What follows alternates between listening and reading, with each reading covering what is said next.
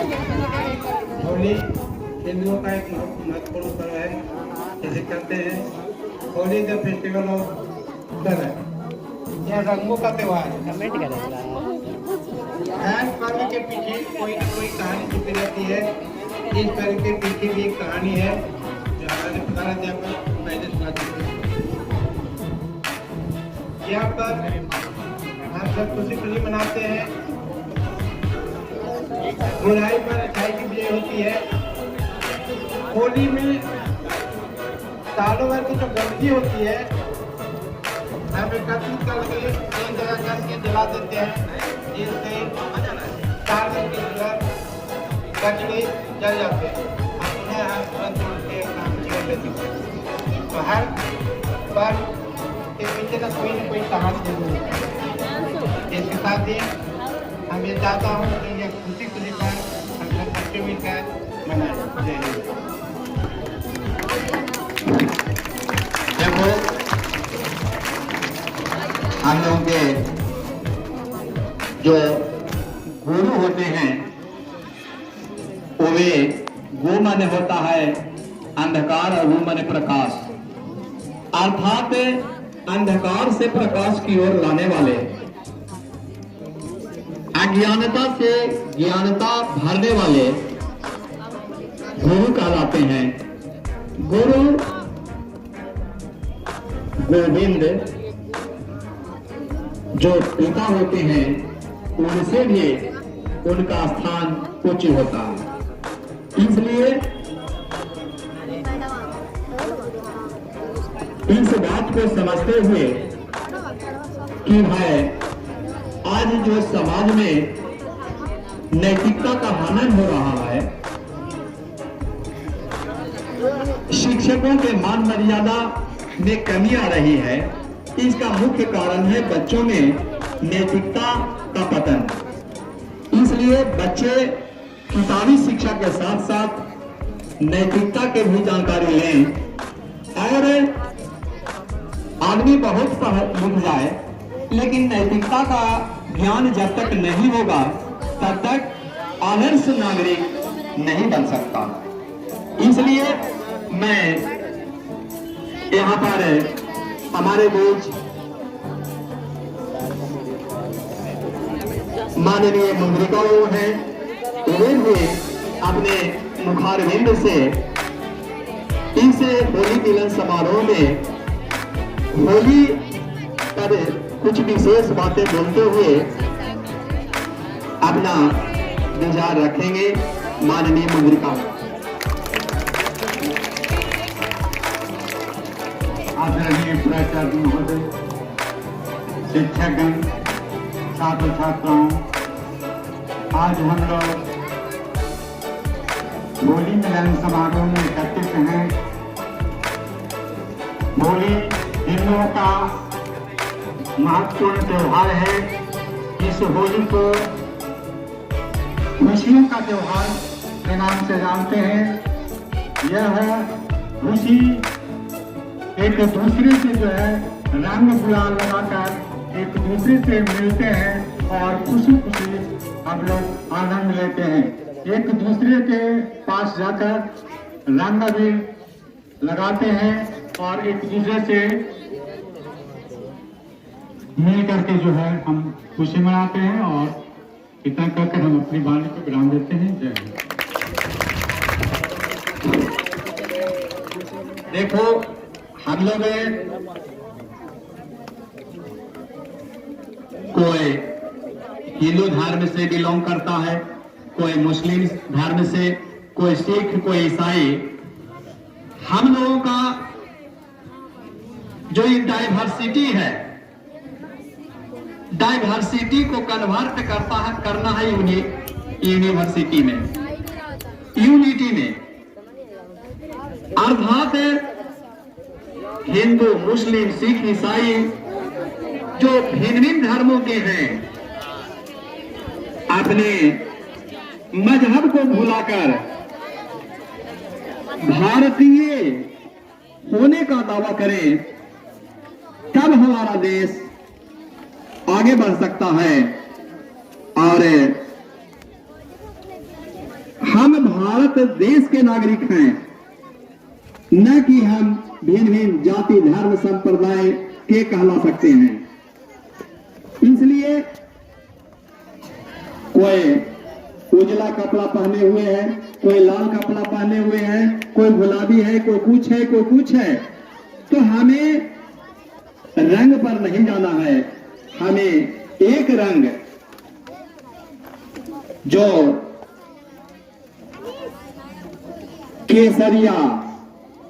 केसरिया रंग प्रतीक है किसका?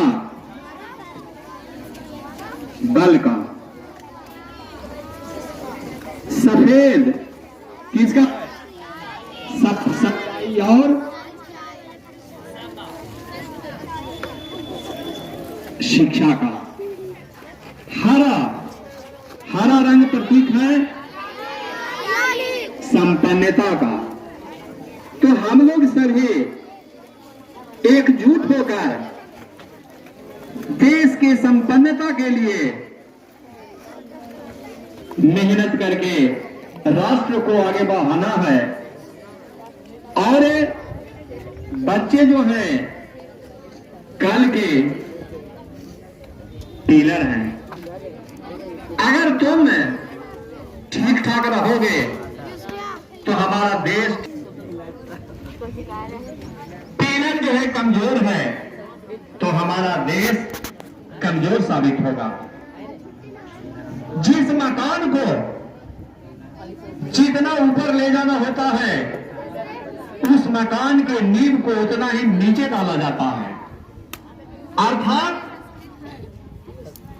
तुम लोगों को अगर ऊपर उठना है, तुम लोगों को अगर जीवन में कुछ कर दिखाना है, तो आज से ही संकल्प लो कि हमें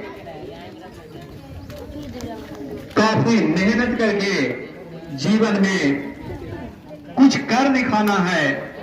अपने अभिभावक का, अपने गुरुजनों का, अपने परिवार वालों का नाम रोशन करना है।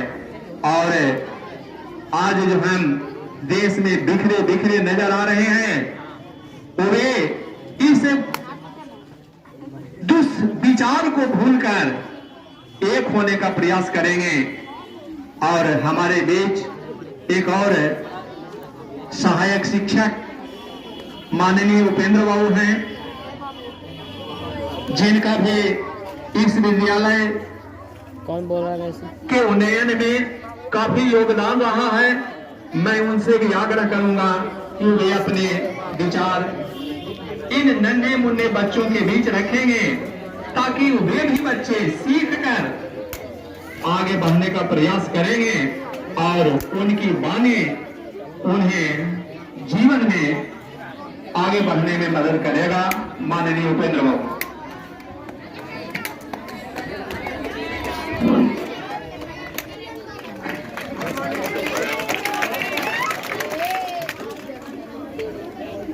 आदरणीय प्राचार्य महोदय, शिक्षकगण एवं मेरे प्यारे बच्चों और बच्ची, हम लोग आज विद्यालय प्रांगण में होली पर्व का जश्न मनाने जा रहे हैं। अभी होली में दिन बाकी है, लेकिन आज आप लोगों को विद्यालय से छुट्टी मिल रही है, इसलिए विद्यालय में आज आप लोगों को होली का आनंद उठाने के लिए यह उत्सव या आयोजन रखा गया है। यह बहुत शुभ बातें हैं कि हमारे बच्चे जो भी हों, जिस तरह से आप लोग विद्यालय में अबीर का प्रयोग करेंगे, उसी तरह गांव पर, घर में, परिवार के साथ जिस तरह से आप लोगों को निर्देश दिया गया, निर्देश दिया गया कि बड़ों को पैर पर देना चाहिए और अपने जो एक उम्र का साथी हैं उनके लीलाट पर लगाना है। तो बच्चों, आप लोग सीखिए और यही सीख आप घर पर जाकर होली के दिन आप लोग इसी तरह से मनाएंगे।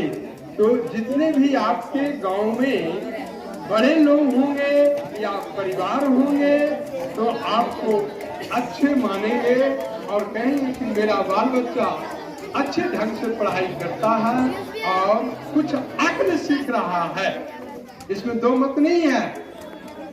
जो विद्यालय में बताई जाती है उसका अवलोकन करो, ग्रहण करो और उस मुद्दे पर चलने का कोशिश करो।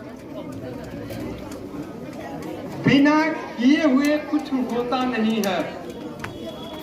आप लोग विद्यालय आते हैं, शिक्षक भी आते हैं, विद्यालय में शिक्षक पढ़ाते हैं। अब आपका कर्तव्य है उसको याद करना, पढ़ना। ये नहीं कि सर बता दिए, ब्लैक बोर्ड पर लिख दिए, हम रफ कॉपी पर लिख लिए और सर्च करके लाए और घर पर जाके रख दिए, फिर उसे दोबारा हम नहीं देखे। तो प्यारे बच्चों, ऐसा करने से नहीं होगा। आप लोग सीखिए कि क्या करना है। बिना सीख के आप लोग आगे नहीं बढ़ सकते हैं। आज आप लोगों को विद्यालय में होली क्यों मनाई जाती है यह भी बताया गया और वाटर बोतल ले ला। यह भी शिक्षा दिया गया कि कैसे पर्व मनाना है। तो प्यारे बच्चों, जो बच्चे या जो आपके सहयोगी या आपके साथी अगर रंग अबीर लेना ना चाहे तो उन्हें पहले मना लो।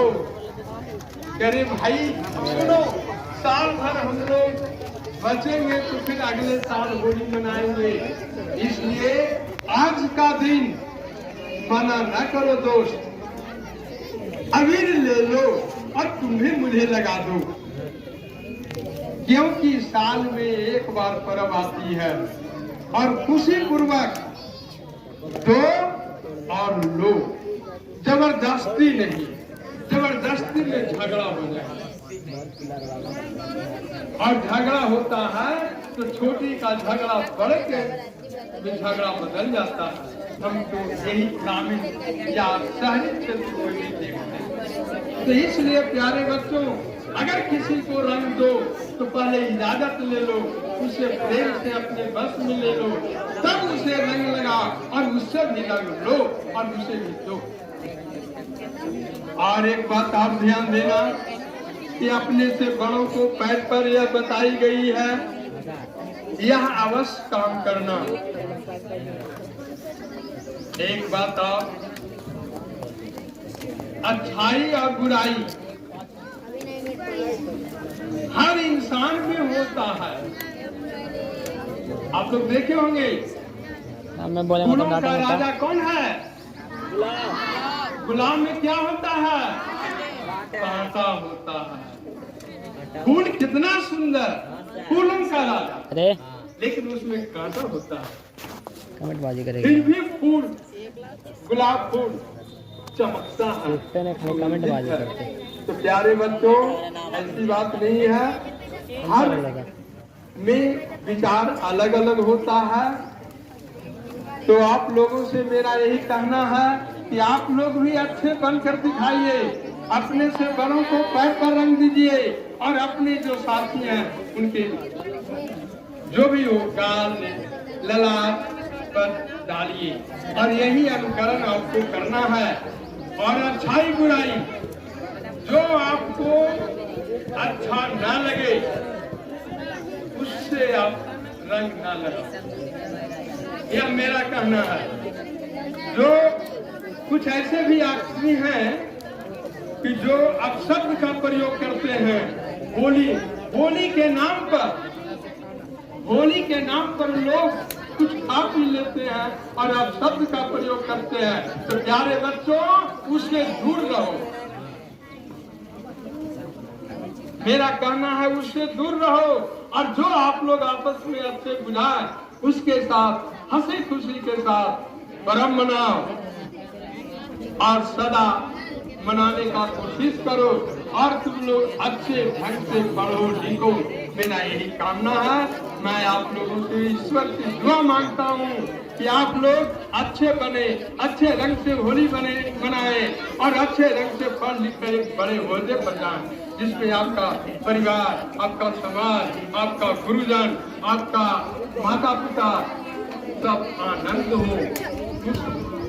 मैं इतना कह के अपना वक्तव्य वापस। बच्चों, अभी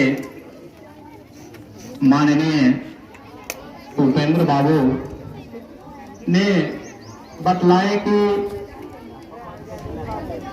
गुलाब में सुगंध और कांटा, फूल और कांटा दोनों होते हैं। तुम लोग क्या बनना चाहते हो, फूल या कांटा? जिसमें सुगंध है कि कांटा? जाओ बन जाओ। जो कि दूर आदमी भागता है, कांटा बनना चाहते हो? या ये बोल रहा है फूल जिसमें सुगंध है। तो तुम लोगों में सुगंध कब आएगा? जब तुम लोग पढ़ लिख करके होशियार हो जाओगे, तब दुनिया तुम्हारे नमन करेगी। और ऐसे नहीं नमन करेगी जब तुम एक अच्छे नागरिक बन जाओगे। तो यह होली पर्व जो है बसंत काल का, बसंत ऋतु का एक प्रमुख पर्व है। क्योंकि बसंत ऋतु का आगमन बसंत पंचमी से ही शुरू हो जाता है। और उस समय भी हम बतलाए थे कि बसंत पंचमी बसंत ऋतु का पर्व है, और आज से ऋतुओं का राजा बसंत जो है आज आगमन हो चुका है। और यह पर्व जो है होली बसंत का ही पर्व है, बसंत ऋतु का ही पर्व है। बसंत किसका प्रतीक है? उमंग का, उल्लास का, नव यौवन का। आदमी नव यौवन पाकर यौवनावस्था में प्राप्त करता है, और प्राप्त करके वह जो है जीवन को साकार करना चाहता है। इसलिए मैं तुम लोगों को भाई जीवन में वैसे नवयुवक बनो जो सुगंध से भरपूर हो, जिसमें गंध ही गंध रहे, अच्छा कैसे चलो रे? और दुनिया तुम्हारे चरणों में नतमस्तक हो। इसलिए आज इस होली मिलन समारोह के माध्यम से मैं तुम लोगों को यह संदेश देना चाहता हूँ कि भाई तुम लोग ऐसी भावना रखना कि भाई हम जीवन में आगे बढ़े, हमारे समाज के लोग बढ़े, हमारे घर परिवार के लोग बढ़े, और समाज में जो फैली भ्रष्टाचार है यह दूर हो, इसका भी हम कल्पना करेंगे। समाज में जो आज भ्रष्टाचार है, समाज में जो आज दुष्प्रवृत्ति है, समाज में जो आज कलुषित भावना है, यह भी खत्म हो, यह हमारी कामना होगी। अब तुम लोग के बीच एक और शिक्षक हैं अरुण बाबू, वे भी कुछ तुम लोग के बीच रखेंगे। अरुण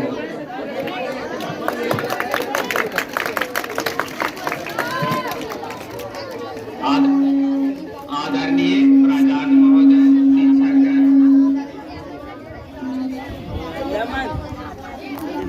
प्राचार्य महोदय, शिक्षकगण, हमारे प्यारे छात्र छात्राओं, आज खुशी की बात है कि हम लोग होली के अवसर पर विद्यालय में जश्न मनाने जा रहे हैं। होली के पीछे एक ऐतिहासिक घटनाएं हैं। इस घटनाएं को यादगार करते हुए होलिका मनाई जाती है। होली का त्योहार एक हिरण्यकश्यप नाम का एक राजा था। हिरण्यकश्यप नाम का एक राजा था। उनका पुत्र प्रहलाद था। उसका पुत्र का क्या नाम था? प्रहलाद था। हिरण्यकश्यप बहुत तपस्वी और हिरण्यकश्यप बहुत तपस्या करते हुए अपने ब्रह्मा से वरदान प्राप्त कर लिया था। क्या प्राप्त कर लिया था? हाँ, कि हम न दिन में मरूं, न रात में मरूं, न घर में मरूं, न घर के बाहर मरूं, न धरती पर मरूं, न आकाश में मरूं, न पशु से मरूं, न मनुष्य से मरूं। तो मरेगा कैसे? इस धरती पर जो जन्म लिया है, एक दिन सबको बुढ़ा होने पर, बुढ़ापा होने पर एक दिन अंत होना ही है। भगवान से तपस्या के बल पर भगवान खुश होकर ब्रह्मा ने उन्हें वरदान को पूरा कर दिया। अब वह अपने को बड़ा राजा होते हुए अपने को भगवान समझ लिया। क्या समझ लिया? भगवान समझ लिया। वह समझ लिया कि अब तो हम न दिन में मरूंगा, न रात में मरूंगा, न मनुष्य मरेगा, न पशु मरेगा, न अस्त्र से मरूंगा, न शस्त्र से मरूंगा। तो कोई नहीं हमको मारेगा। तो हम अपने को भगवान समझाओ। इतना अहम होने के कारण अपने पुत्र प्रहलाद को कहा कि अब भगवान की पूजा मत करो। भगवान विष्णु की पूजा, शंकर की पूजा नहीं होनी चाहिए। पूजा मेरा करो। पिता ने पुत्र को कहा। पुत्र ने पिता की आज्ञा को नहीं मानते हुए वह भगवान का भक्त था। भगवान का भक्त होने के कारण पिता ने बहुत उसे संकट दिए। उन्होंने हाथी से गंजवाया उसे। क्या करवाया? वो भी नहीं मरे। पहाड़ पर से गिरवा दिए उसको, प्रहलाद को, कि मर जाएगा, तो भी नहीं मरे। अंत में उसे एक लोहे को खंभे को गर्म करके खंभे में बांध देने के लिए उसे कहा गया, तो भी नहीं मरे। उनकी एक बुआ थी होलिका। उसकी बुआ कौन थी? होलिका, जो हिरण्यकश्यप की बहन थी। होलिका को भी एक वरदान में एक चादर मिला था। उसे उस चादर को प्रहलाद को लेकर के होलिका बैठ गई थी और वही होलिका प्रहलाद के सर पर वह चादर चला गया। होलिका जल गई और प्रहलाद बच गया। उसी दिन खुशी में होलिका दहन पर कल होकर होली का त्योहार हम लोग उमंग पूर्वक मनाते हैं और एक दूसरे पर रंग छिड़क कर होली का पर्व का शुरुआत इसी दिन से चला आ रहा है। इसी के साथ मैं अपना वक्तव्य विराम देता हूँ। जय हिंद।